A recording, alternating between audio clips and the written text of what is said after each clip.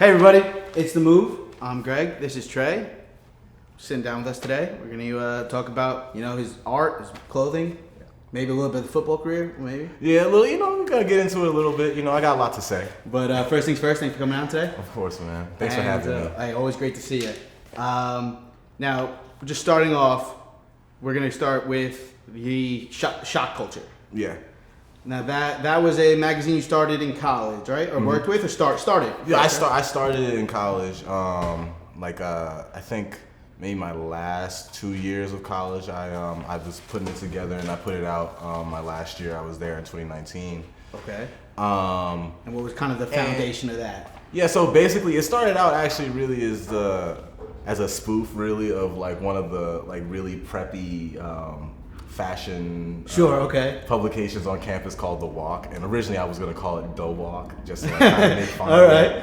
And after a while I kind of just felt like, oh, this is just too derivative. It's just like I don't want to make this into a joke. So then it kind of like changed into like really just like telling stories, like telling an artist's story, like kind of getting like their ideas behind what they do. Oh yeah.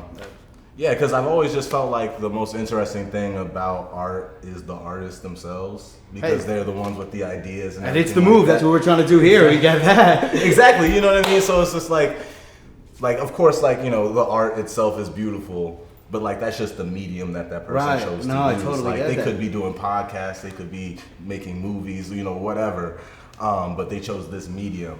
But the idea is always center and front and center for the piece. Yeah, I totally get that. I mean, that's the most important part. I would say, as far as where we're going, you're preaching right now, because I mean, we are definitely of the mindset where you can respect an artist's art at any time, but I think knowing the message and knowing the person behind it will let you reach the art in a different way, 100%. Definitely. So we had an artist on here a while back who said it makes sense to read books that artists have written. Yeah. So I think like how you're saying, you're telling these stories for these artists. On our channel here, that's what we believe in. So we respect that a ton. With the shot culture, so you say it originally spoofed, then you're like, you know what? Let's respect it. I like that. You're like, let's take it a little more serious. As far as being an athlete while doing that must have been a great. You seen that as more as an outlet or a lane change, or how would you? Going from the athlete part of it to an artist part of it, where's the change? Where's the parallel? What do you think helped you? Helped you? Hurt you? How'd that go? I think the thing that makes that made it hard in terms of like with football and everything was really just was networking. Just because when you play football, especially in college, like it takes up all your time. It's like an actual job. So like reaching out and like finding these other creatives to work with was really hard for me. So it kind of forced me to do the whole thing by myself. So like I formatted the whole thing. Really? I wrote everything. I took all the pictures. I edited everything myself. So and I raised the money to get it published myself and everything like that. Actually, shout out to Martellus Bennett for putting me on for that. Wow. Yeah. Shout out Martellus Bennett. Yeah. Didn't think that was gonna happen today. Yeah, dude gave me like $800 to publish my magazine, which was really amazing. That's awesome. Because I didn't expect that. I just reached out to him, which is just like a testament. Just like shoot your shot at people, because like one day, heard it here first, guys. Exactly. Don't be afraid to ask. Like I was just like one day I was just like sitting in my girlfriend's room my junior year, and I was looking at Martellus Bennett's page, and I was like looking at all the stuff he does with all like the kids books he does, and with the Imagination Agency, and I just literally just texted him a bunch of pictures that I had drawn and said, hey, like, can I? And like originally I just wanted to interview him for the magazine. Sure. And then he was like, and then like he kind of said like, oh, do you want a job or something like that? And I said, of course. And like, honestly, I haven't like taken him up on that yet, just because I feel like I need to work on some stuff first and like really prove myself. But yeah, like definitely, like I just shot my shot, and he just like he liked what he saw and he believed in what I was doing. And, that's awesome. He really helped me out with that. Yeah. Now, as far as shot culture, is it still something going on at Penn, or that goes with you? No, it kind of just went with me. I was kind of like, my idea was really just to like, even if it didn't like continue, it was just to inspire people to do something different, because In the Ivy League, it's really easy to just like get caught up in doing all the same thing as everyone else. So it's a good change of pace for you, yeah, 100%. Definitely. Because the publication I was trying to make fun of originally is called The Walk, and basically what they do is they do like this really preppy fashion type of stuff. I remember one of the issues was like all jean. It was like jean suits, and I was like confused. Oh, so there's a blatant disconnect of what's really going on. I was like, this isn't what people really wear. Like, you know what I mean? Like, it's like, hey, dude, we're not rocking all denim things here. This is not happening. Like, yeah, I'm like, shut it down. I'm wearing like sweats and like jeans and like, you know, and classic NFL jerseys and stuff like that. No one's wearing that stuff. You're not catching anybody in 2020 or 2018 wearing an all denim outfit. Not happening. What it really looked like one of those.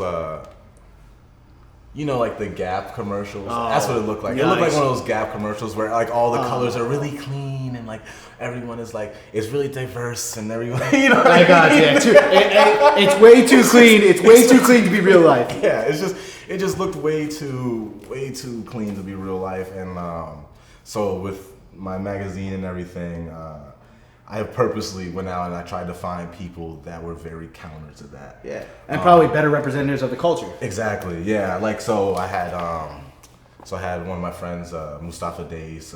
Shout out. Better known as Chosis on Instagram.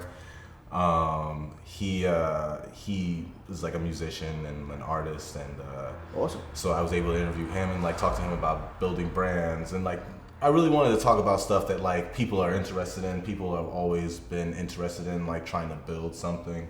So like I really tried to focus the scope of the magazine on that for like each person. I did another person, Adam Reed, who is like this extremely talented fashion designer from Penn. He shout out. Yeah, he shout out Adam Reed, Adam V Reed on Instagram. You got the Instagram ready and everything. This guy Tre's on his ball. See, I always I try to look out for my people. Yeah, hey, respect.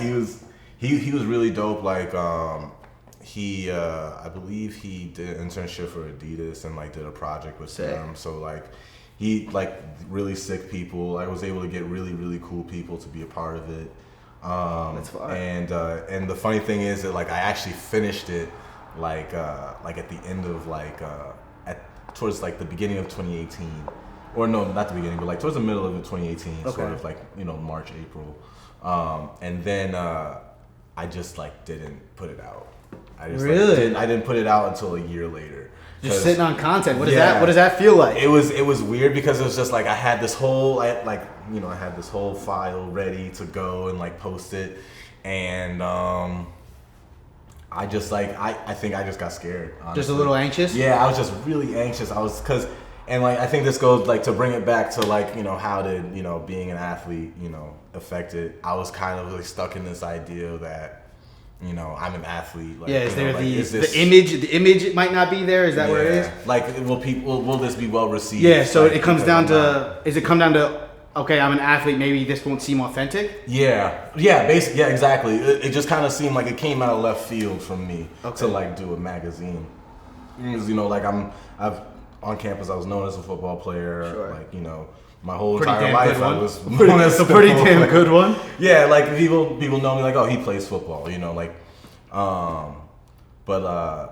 yeah, so I've seen some of the art. Now Sonny asked me about Tre Solomon, say, hey, he was great at football, but he's a damn good artist as well, man. Thank you. I appreciate that, man, because that's really like how I want to transition what I do and like who I am. Yeah, sure, okay. Because like I'm starting to learn now, like getting old is tough, man. Like because I tore my ACL my freshman year at Penn, and had to go through surgery, rehab, through all that stuff. Came back, played the rest of all the rest of the 3 seasons and everything, and then I go out and play basketball like last year.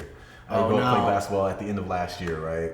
And some people playing hard, whatever. Someone runs into my chest, my knee literally buckles, and I sprain it. And I probably tore it again. I'll be honest with you, because like every single time I go out to play basketball now I feel it now. So like now I'm like, damn, like getting old. I'm old as hell now. So now I have a question. We're gonna pull it back. So you get injured your freshman year. Mm-hmm. Is there any artistic outlet at that time, or you weren't at that phase in your life at that point? I mean, I definitely had like creative outlets at that time. Like I was just kind of just watching a lot of cartoons and anime and just like drawing whatever I saw. Sure. And, like, I never really tried to take it all that seriously. All right, cool. Until like the next year. Until shock culture becomes more of a realistic thing. Okay, so you're sitting on content for a year. You release shock culture. What's the first feeling? Relief or still anxious towards the reception? How'd that reception turn out? It's really weird because when I released it, the thing that made me want to release it actually was the fact that I had broken up with this really toxic girlfriend. No shout outs here. No shout out to her. She sucked. But yeah, I just recently broken up with this really toxic girlfriend, and like I started feeling a little bit better about myself. I was like, I don't have like this weight on my shoulder where like I'm with someone I don't really like. Sure. So it'd be like that. Yeah, I mean it'd be like that, but like so I just felt really good about myself for some reason, and I just said, I'm just gonna put it out on my Instagram. I just put it out in my Instagram story, and like I got like thousands of views on it. Awesome. Which is like way more than like. It's a great feeling. It's a great feeling, and like it's way more than I've ever had. Like most I've ever had is like maybe 300 people watch my story. Yeah. Okay. Like, yeah. You know what I mean? Yeah, and then that's a bit of a blow up. Yeah. So it was kind of surreal in that way that people actually liked it and that people were reaching out and like and like there were some people that reached out and wanted to like get on and do a second one with me. Okay. But you know how that goes with people. Yeah, okay, I got you. You know what I mean? Like people say they want to do some things. There's a lot of things said, not a lot of things done sometimes. Exactly. So like people were saying a lot of things, and like and I'm thinking about doing a second one pretty soon. Okay. By the end of this year, okay. I'm thinking about doing a second one, and really it's gonna be more. Almost like a showcase or a catalog, really, okay. of like different stuff I've been working on throughout the year. Looking forward to it. That sounds good. So that sounds like it's gonna be a little fire. I have a few things coming up right now. Not coming up right now, but like towards the end of the year, where like anything you want to hint at? Anything you want to hint at? I got like I'm like ever since I started collecting sneakers like. Shout out to my cousin Caleb for getting me started. Yeah, hey, shout outs only to that. The one thing I noticed is that they fall apart pretty quickly. After like 10 years, he gave me a pair of shoes from like 2008. Okay. And, so you did a little refurbishing? Oh, year. Really? And they fell apart, like literally, like the sole fell off. Yikes! And it wasn't even like I wore them. I wore them once. I literally wore them once. And after that, I kind of like started thinking like, there's got to be a better way to protect them. And like a lot of people wrap them in saran wrap, but then you can't wear them. Exactly. Yeah, then you can't wear them. What's the point of the sneaker then? But I have some ideas for like some storage systems that would keep your sneakers fresh. That sounds like a dope idea, man. And and look really cool, in your room and stuff. Yeah, that sounds lit. So that's one of the things I've been working on. I'm looking forward to it. Now, moving away from the shock culture, into Built by Milk. Yeah. Now, I've seen a bit of the shirts that were out. Mm-hmm. Talk us through that. Not only. Talk us through, like where the process is and what exactly is it. Is it a clothing line? So Built by Milk isn't really a clothing line. It's more like a design studio. Okay. Where where we kind of like we get hired to like make different stuff for people, or even we also do manufacturing too. So we do like embroidery, screen printing. So like over this past few months. I had actually learned all that stuff with one of my dad's friends, Joel. So there's like silk screening, all that. Yeah, exactly. Awesome. So like being able to learn all that stuff, and then I kind of just thought to myself like, what if I could like kind of bring some of like what I've learned to other people? So like, we've kind of been trying it. Me and my partner Mike Cancelleri, shout out to him. we have been working together and like trying to put out some content too. We're actually trying to start a podcast right now, just kind of getting like broad stuff taken care of right now, like just taking care of some stuff. But we made a tutorial on like screen printing and stuff like that. So like we've been posting that on like our social media and all right, that's sick. Right now, a little behind the scenes almost. Yeah, almost like a behind the scenes type of thing. Just takes you through the entire process of like what we did to like make the shirts that we made. And yeah, like the goal for Built by Milk really is like, you know, the sneaker stores thing, like maybe probably next year. Okay. And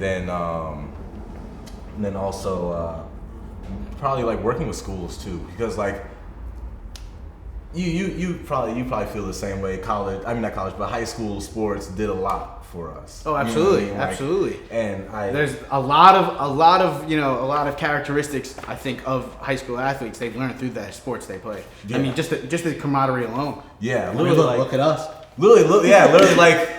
What is this, like almost a decade now? Yeah, almost a decade. Literally a decade now. That we met each other a decade ago. That's crazy. That's crazy. It's crazy to think about. That is crazy to think about. And honestly, like before going to Xavier, shout out. Definitely shout out Xavier. Exercise.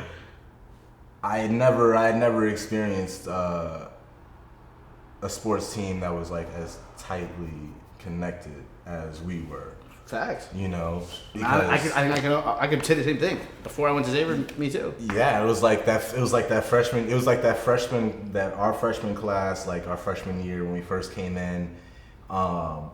It was special. It was really special to me because there was no like awkward moments. No. Where like I was one of the kids that didn't really know anyone either.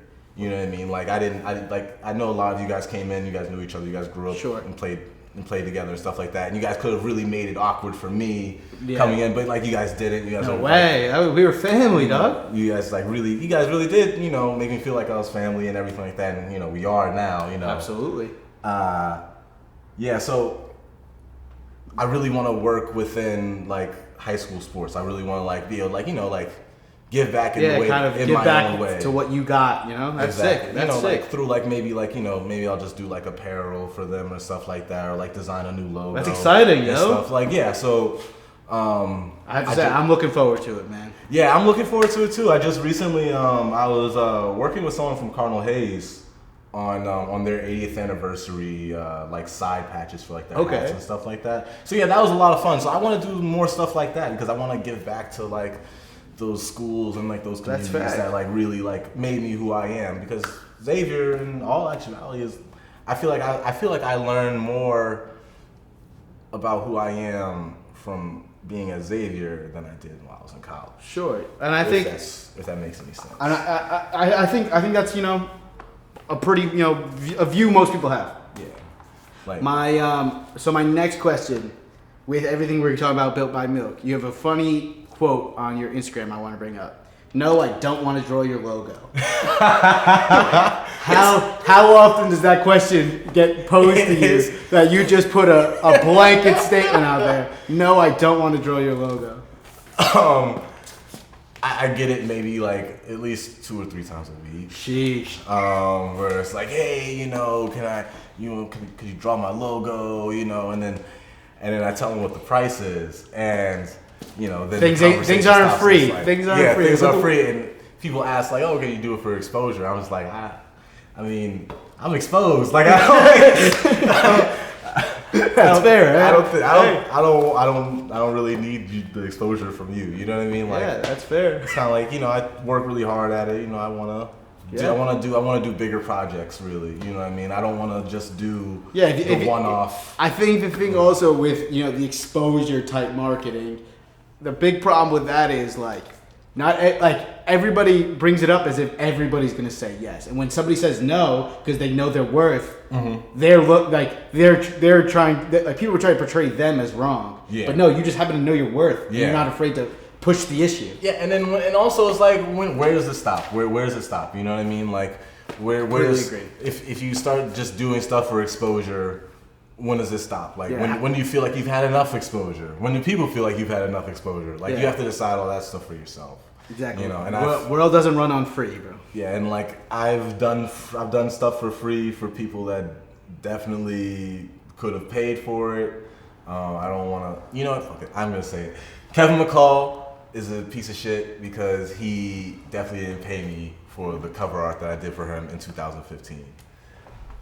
Definitely a piece of shit. You heard it here first. He is, and he. I don't know if he is anymore because I definitely didn't listen to him before, and I definitely don't listen to him now.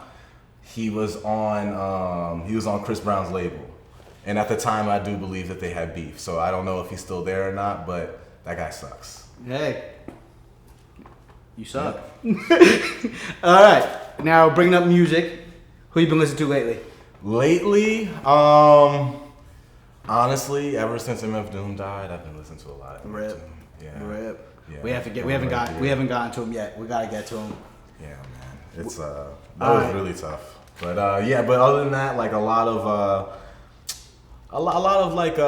Brooklyn drill sort of rap. So like, you know, like 22 So give us G's, how about Chef G. so give it 22 G's, big fan, honestly. Huge So here we're gonna do this. Give us 2 suggestions we should react to today. Give us an MF Doom song and a Brooklyn drill song. Okay. So MF Doom, definitely the first song I ever heard by MF Doom. It was like I was in 3rd grade. I was up late watching the Boondocks. Love this. And you remember the two Ed Wunslow III and his friend Remy. Absolutely. They were robbing the bank that Ed Wunslow's dad owned. 100%. That's a great and one. Strange Ways came on and everything. So definitely Strange Ways. All right. Was a huge part of my childhood. To spend weeks looking up the lyrics on Google to try and find the song so I could like download it off of LimeWire. Hey, that was the struggle.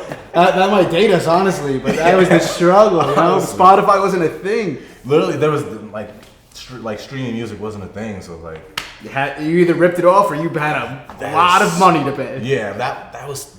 What a time to be alive! That Unbelievable, was right? Just lawless. The internet, at that point, I guess Hey, shout out Sean Parker. Sean Parker coming in and saying we're just gonna rip everybody off. Yo, it was just crazy. Like just thinking about like that time, like especially like while we like that transition moment. Like remember when we were kids and like the internet was like still like dial up and like you couldn't really play any games. Dude, on it, really. I remember like the AOL. You had to like wait for like the 3 things, and if it didn't get all 3, you had to like restart it. And then there was this weird transition from like when we were like in middle school, and then like as soon as we went to high school, it like all changed because then social media, the iPhone came out, and then social media was out.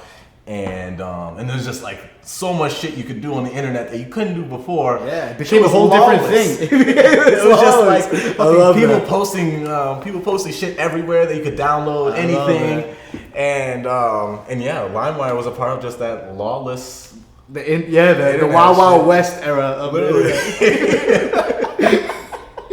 literally the Wild Wild West of internet, man. It was crazy. Man, crazy. All right, hit us with a Brooklyn drill.